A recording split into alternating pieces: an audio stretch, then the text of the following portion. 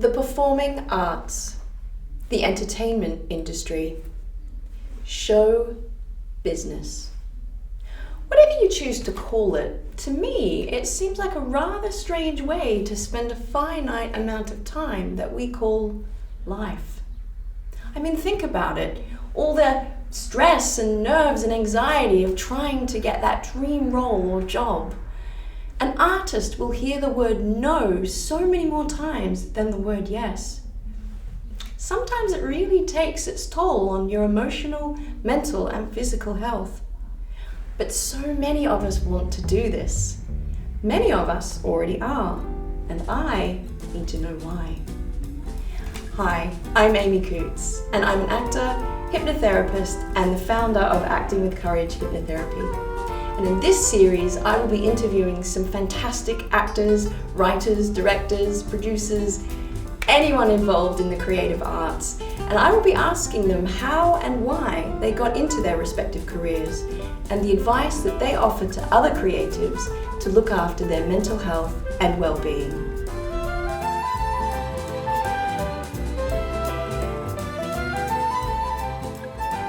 I think most actors would agree that one of the most exciting things is to be able to pick up a script with complex characters, clever dialogue, powerful ideas and themes. The Wasp and Emilia, written by playwright and screenwriter Morgan Lloyd Malcolm, are two such examples. And I am joined by the lovely Morgan herself. How are you, Morgan? I'm very good, thank you. Thank you so much for joining me today. This is an absolute treat. I think I'm kind of fangirling right now. No, don't worry, I'm normal. Good. So the first question I want to ask is, surely people must have discouraged you from writing, saying you can't make a career as a writer. So why did you choose writing? Do you know what? I started writing because I wanted to perform. So I started writing at Goldsmiths when I did drama and theatre arts at Goldsmiths. And I met a couple of women that we started making shows together, basically. Amazing. And I wanted to be an actress, and we just started writing our own stuff. And we did comedy. We did comedy for sort of 5 or 6 years together. I was part of a double act. And yeah, we wrote everything that we did, and I kind of sort of worked out what I liked writing, how I, what works, all that kind of thing. We went to the Edinburgh Fringe, we did that for years, and but I eventually got to the point where I wasn't really enjoying acting as much as I was enjoying writing, and I felt like I was probably splitting myself between the two, and decided that I needed to kind of focus on one or the other. Mm-hmm. And so I stopped performing and carried on writing, and from that point on, it's kind of been a journey of trying to work out my voice and what I want to write, and I've done all sorts of different things, from community theatre to panto to Christmas shows to kids theatre to one-on-one site-specific immersive things. Incredibly versatile. Yeah, so I think, but that's kind of part of I think that's what I've had to do to kind of work out what I want to write and who and what I want to say, and I think that's been quite an important part of my journey. I guess that sort of brings me to the question I really wanted to ask about, I guess your voice and your style, because I've seen Emilia, mm-hmm. and obviously I'm preparing to do The Wasp, which is very exciting. What do you think would be a Morgan Lloyd Malcolm play, if you could brand yourself? I don't know if that's possible. I think there's always comedy. Yes, I would definitely agree with that. And I think that, essentially that does come from my background of comedy, but also just my feeling that you have to have the light with the dark, and and in order to understand humanity, you kind of have to laugh with it as well as cry with it, and I feel like, so you'll always have comedy in my plays.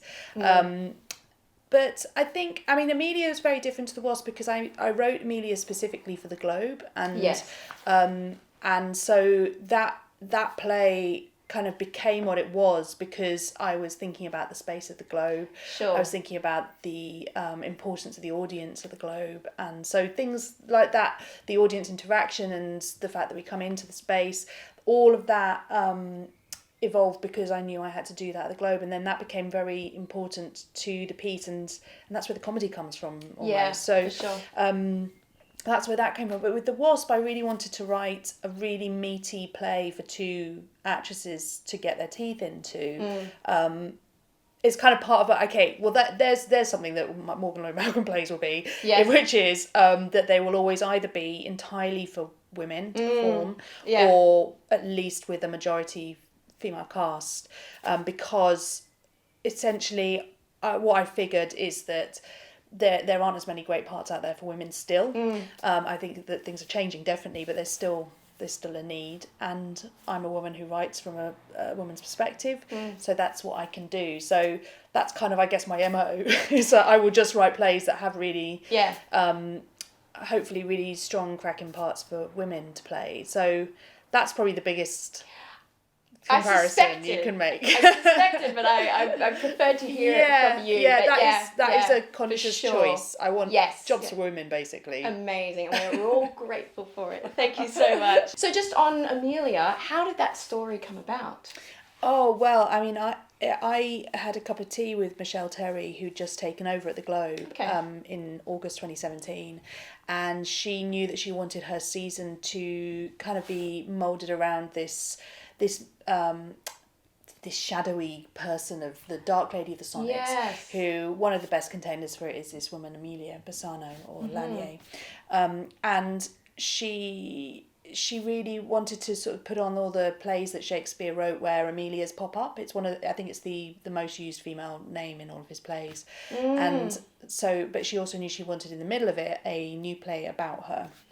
So she sort of said to me, do you fancy looking into that, and would you like to write that? Oh, wow. Which was an amazing offer and incredible. For and sure. I'd never heard of her before. Yeah. But that was kind of part of the excitement of it, was going, okay, I've never heard of her. Most people that I spoke to had never heard of her. So to make a play about this woman who is famous for the fact that she might have had a relationship with Shakespeare, but actually is so talented in her own right, as a writer, as a proto-feminist, is what they call her, a mother, a woman at that time, and all the struggles that she would have had to go through.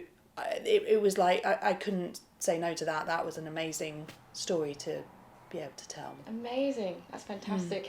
And it was just I was telling my producer that what's fabulous about the whole Dark Lady sonnet is, I don't know about anybody watching, but when I've done Shakespeare classes, you get that sonnet to learn and to work on. And so to then my mistress's eyes and the back of the night. That's right. And so we would do that quite a bit to work on the rhythm and all that sort of thing. So then to see it put into a context and to potentially have a name and a face for this woman is just... It just takes it to a whole other level. And I think if I ever come across that sonnet again, that's what I'll think of, is it could have been Emilia Bassano. Well, that's the thing, it's really fun being able to tell this story because, there's no huge amount of evidence for anybody really. And so it's all conjecture and speculate, and so what we did was essentially with this play is we've just gone, right, we're gonna make these decisions about this and we're gonna tell a story, and that's what Shakespeare was doing. He was just telling stories. He was reimagining historical stories, he was reimagining myths, and that's what we've done with this. And what's lovely is it kind of puts Emilia on the map in that sense, but what I really hope it does is it makes people go and read her poems and also think about the poems that we don't know about, and the sonnets we don't know about, and the plays we don't know about, all these things that she probably wrote but will have disappeared because her gender means that she wasn't able to publish them. And then hopefully that makes people think about all the other women out there that were writing, because there would be hundreds of them out there. For sure. Or so many of them, were using pseudonyms, even the ones that did get published were using pseudonyms. And, I mean, if you think of J.K. Rowling as well, is that she was basically... Even in the last few years. Well, the story goes, so I believe, is that she was told to use that name because boys may not want to read her books, even though it's about a boy wizard, essentially. So... it's crazy. Which again, kind of, not to get too political here, but what's great about your work, too, is I don't think it will really date. Because unfortunately, some of these issues for women are still sort of like whether it may not be about writing, but there's a sense of restriction, Yeah. you know, that we're seeing, and people still having to stand up for themselves, Yeah. whatever that may be, you know, Yeah. whether it's to do with some sort of oppression, whatever it might be, or their rights being possibly violated. Like, it's still a theme that's coming up. Yeah. Well, I know? mean, that's the thing. I think one of the messages of the play is that the stuff that was happening 400 years ago is still happening now. Yeah. And the problem is that I think we end up with these, these upsurges of protest and activism, and it feels like we can change things, and then nothing does change, or we make a little bit of progress, but then, we step 10 steps back. Yes. And so, these movements are fantastic, but what I hope that I really hope that the change we're going through at the moment is something more significant than what we've had before. Yeah, I mean, we sure. have made so much progress. Oh, for sure. In the 400 years since, but yeah, these cycles of activism and movements, and then stepping back, it just seems to happen again and again. Yeah, history, just kind of keeps on repeating. Yeah. Like, we make these amazing strides, and then it's just kind of... Well, I think the thing is, until we completely raise everything to the ground, start again, it's just never going to change. Which is kind of the message that comes through in Emilia. And I can see why people... I can see why people were cheering and getting right into it, It was really like, wow, this is just something else, know. It was extraordinary. But yeah, it's very... It's kind of that like girl power thing again, but in another... reimagining of it, through this beautiful piece of theatre that you've created. I'd like to shift now to the Wasp. Yeah. Because I've had so many questions I wanted to ask you, but I'll keep it brief. Where on earth did you get the idea for that play? It's hard to talk about, I will admit. We can't talk too much about the plot. I won't say anything about the plot. As best as you can. So I wrote that play as a short play, first of all. So the first act was a short play. Oh, right. But I and then we did it as a short play in a short play festival, and then the feedback essentially was what happens next, and so I wrote the rest of it. But it was all within quite a short amount of time, which was essentially when my first child had been born. So when he was about 5 or 6 months old, maybe even younger, he wouldn't sleep. And he wouldn't sleep in the day unless I was pushing him around in a buggy. So I would have to go on these huge walks around this area, around South East London. And he would sleep for a couple of hours at a time, and I would walk. And I mean, it was great. I lost loads of weight, and I felt fantastic. But I also was absolutely shattered. So tired. So by the end of every week, I was a broken woman. And I was also kind of I was really pissed off, because in my head, when I imagined having a baby, I thought, it's going to be fine. I'm a writer. It's easier for writers than it is for actors. What I can do is when they sleep, I can write in those times when they sleep. I can sit in a cafe. They'll be sleeping next to me. I can be writing, and it just never happened. So I was really pissed off about that. I was really tired. Understandably. I was slightly murderous, and so I just on my walks, I thought, well, I've got to use this time. I can't write anything down, so what I'm just going to do is I'm just going to start thinking about a new play. Yeah, right. And I knew that I'd always wanted to write a play that was a thriller. When I was in sixth form, me and a friend had tried to find a duologue that we could perform together, but it was quite restricted back then in terms of what you could get for play text, and all we could find was The Dumb Waiter by Pinter. Yes, sure. And we did that. We did it as men, and it was great. We had a really good time. So I kind of always had in the back of my head, I want to write something like that that's really dark, really strange, really like twisty, violence, that kind of thing, and so that kind of evolved into me thinking about how I'm also really fascinated by violence between women and girls. Yes. And that's something that we kind of don't really address properly, and yet most women have had experiences in their past where you've either been bullied or hurt by girls can be horrible. Oh, and goodness, yes. Anybody who's ever been to a girls' school, for example, which I have, would know that. And, absolutely. Maybe not as extreme as in the play, but that sort of thing does happen. But I like all these themes started kind of swirling around, and so while I walked,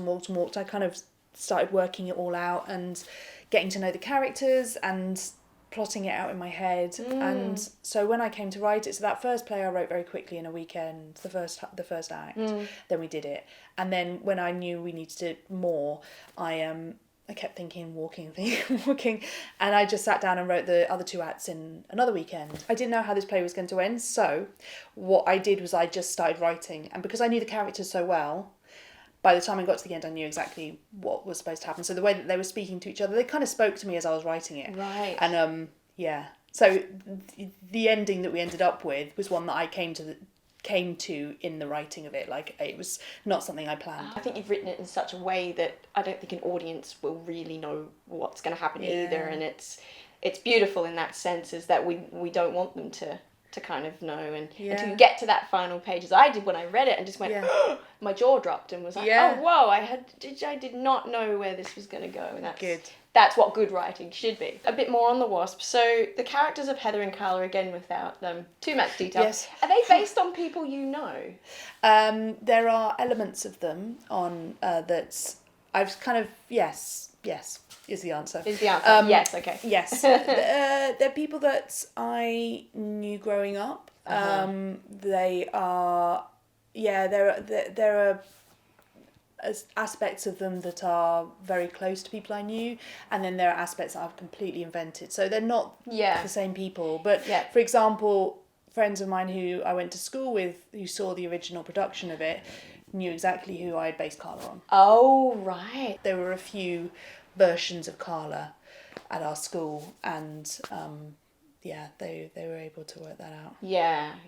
But everybody's got one of those in their past, and everybody's got a Heather in their past. It's so relatable. Absolutely.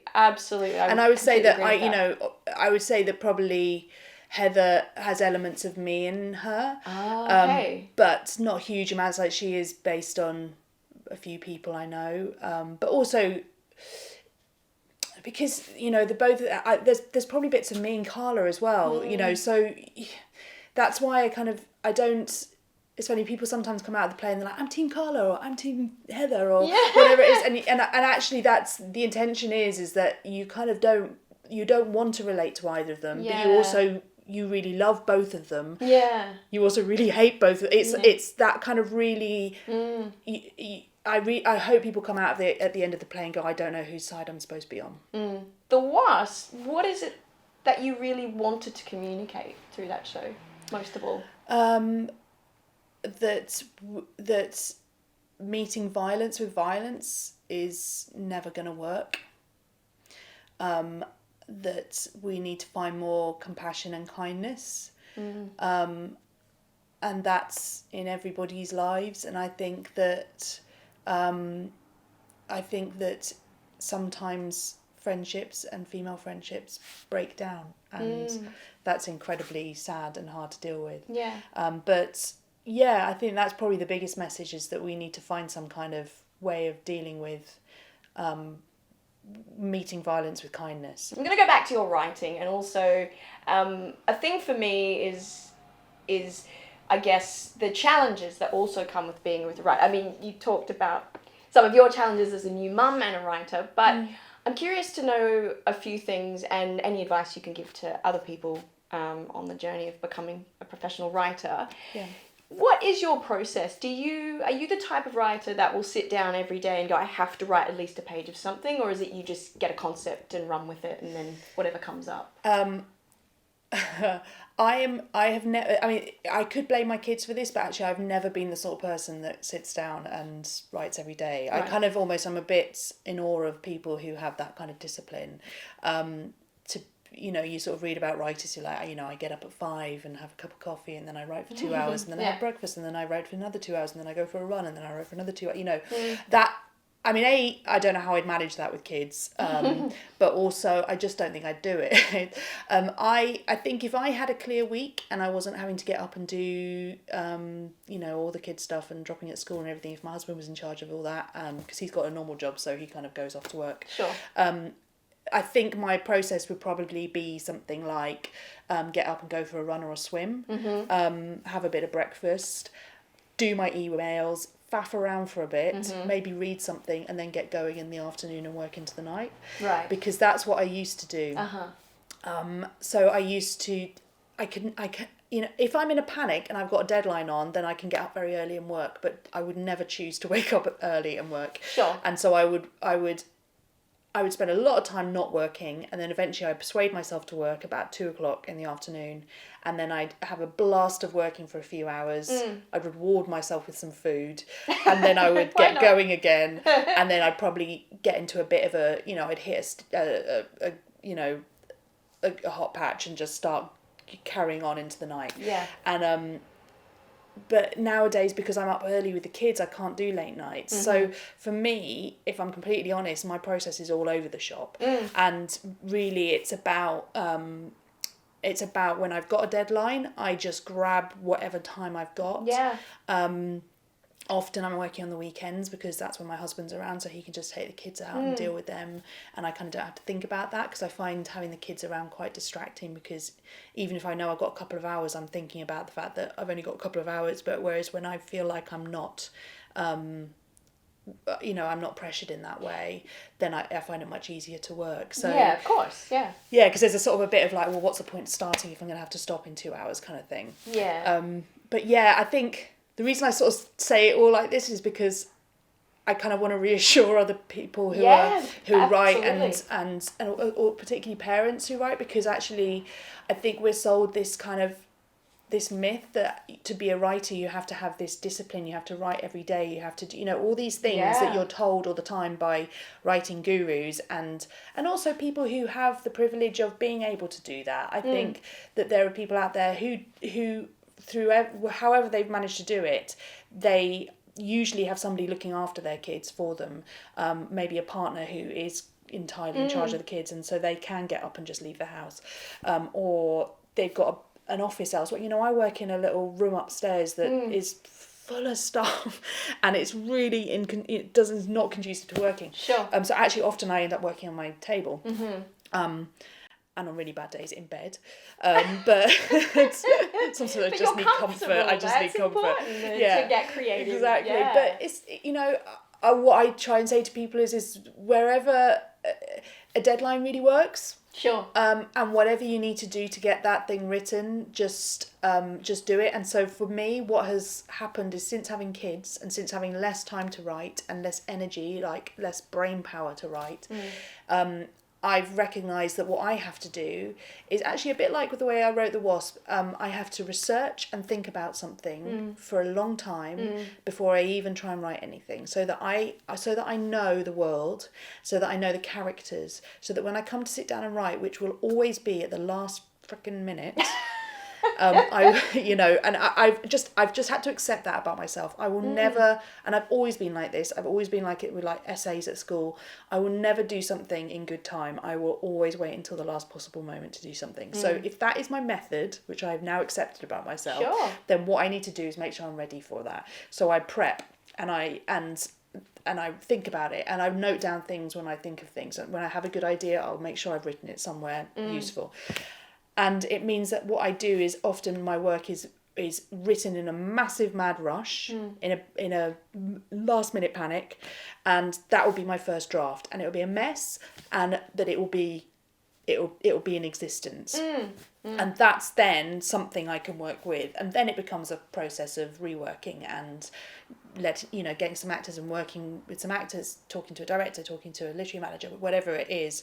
So at that point, once you've actually got something, you can do the hard work, really, which is the the reworking.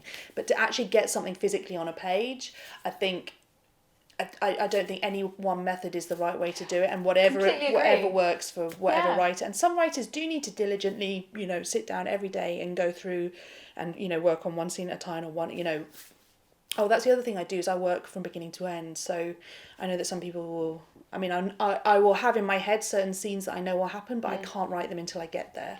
So I write, you kind of let it unfold as you go I've through tried it. doing it where you kind of write scene in different, when you're ready to write different scenes, but because I think because particularly with theatre, I'm thinking about the experience from beginning to end for an audience. Yes, of course. I kind of need to feel that flow as I'm writing it. Yeah. So with Emilia, I didn't write that final monologue till about 3 or 4 drafts in, because I wasn't ready to write it yet. Amazing. And because I hadn't got everything up to that point ready. Yeah.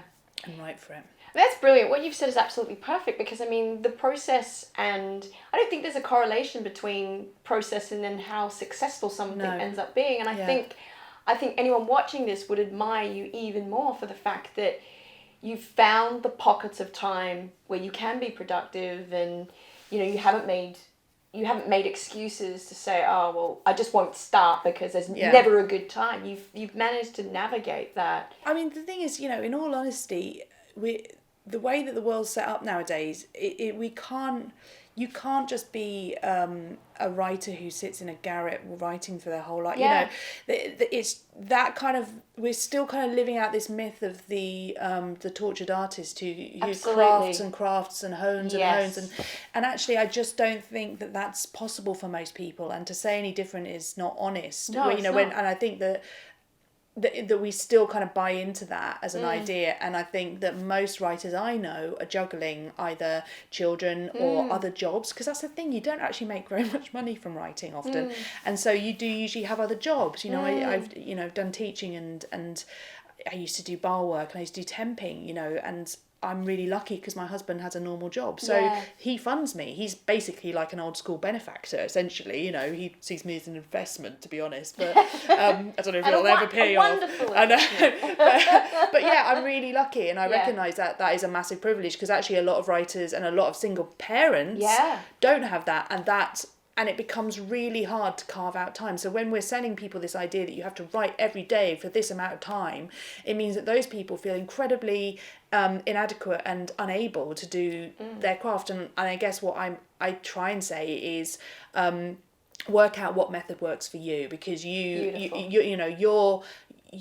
the way that you write will evolve through, because we all write based on our lives and our experiences, and so if our lives and experiences, if you paint those lives and experiences getting in the way of writing, then they are gonna get in the way of your writing. Whereas actually, if you go, these are rich kind of things that are going to inform my writing, and I need to work out a way to work around them and use them and be part of them, and think about how you can kind of like my son not letting me sit down and write, I had to think about it in my head. So you can, that's just as valid way of developing something as spending hours sitting at a desk. So whatever is the method that works for you is the right method. And also sort of accept things about yourself. It's like me sort of coming around to the idea that yes, I just write in mad panics, and that's how I write, and it's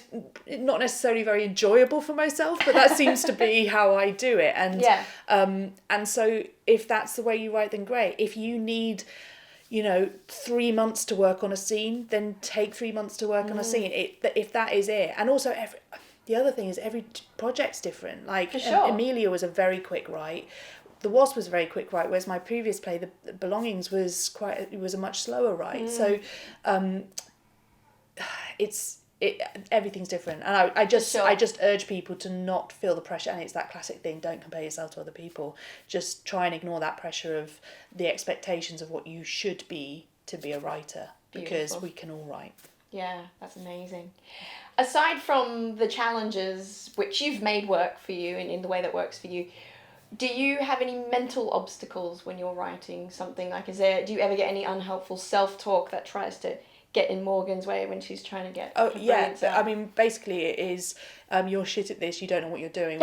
Why didn't you start this earlier?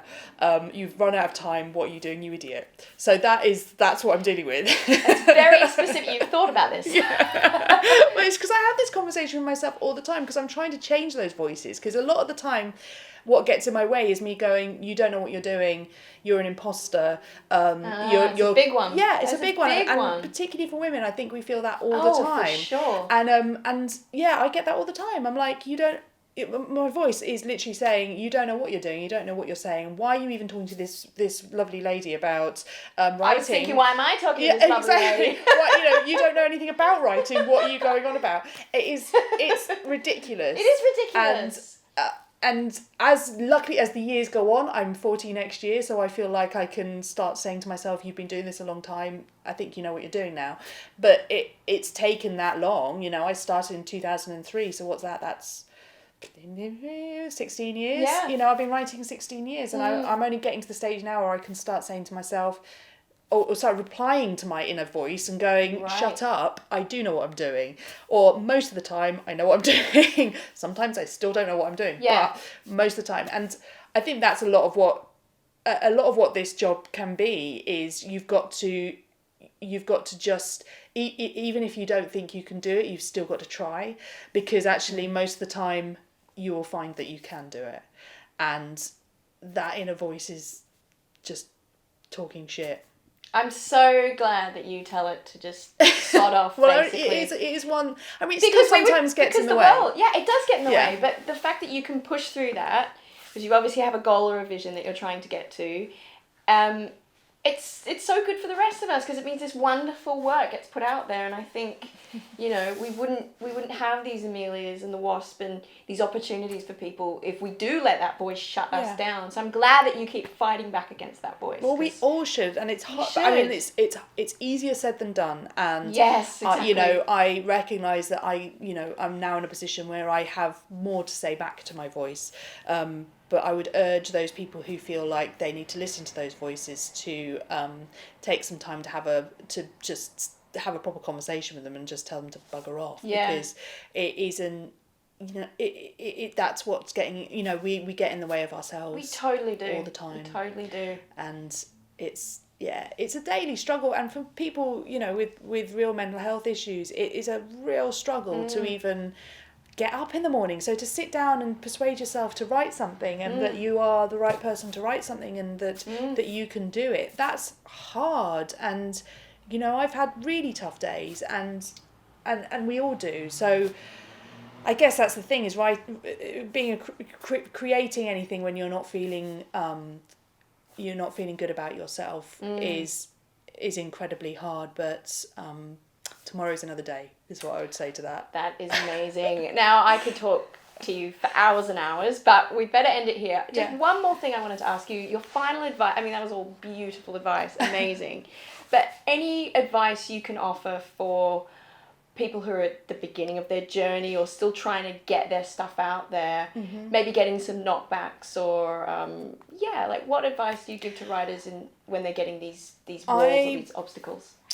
I would say find your collaborators. I would say that I spent the whole part of my early career working with other people, and I learned so much, but mostly what I had there was a community, and they were and they still are my first point of calls when I need to ask them questions about any project, to get advice about anything, to have them support me, to come to my shows, so I think without them I would have found it a lot tougher, because the thing is, the industry is tough, and there's no direct route to anything unless you're incredibly lucky, and only a few people are ever incredibly lucky. So you kind of have to assume it's going to be hard work. So what you need to do is surround yourself with people you trust and you respect, and learn from them, listen to them, and have them do the same from you, because it's a collaborative industry,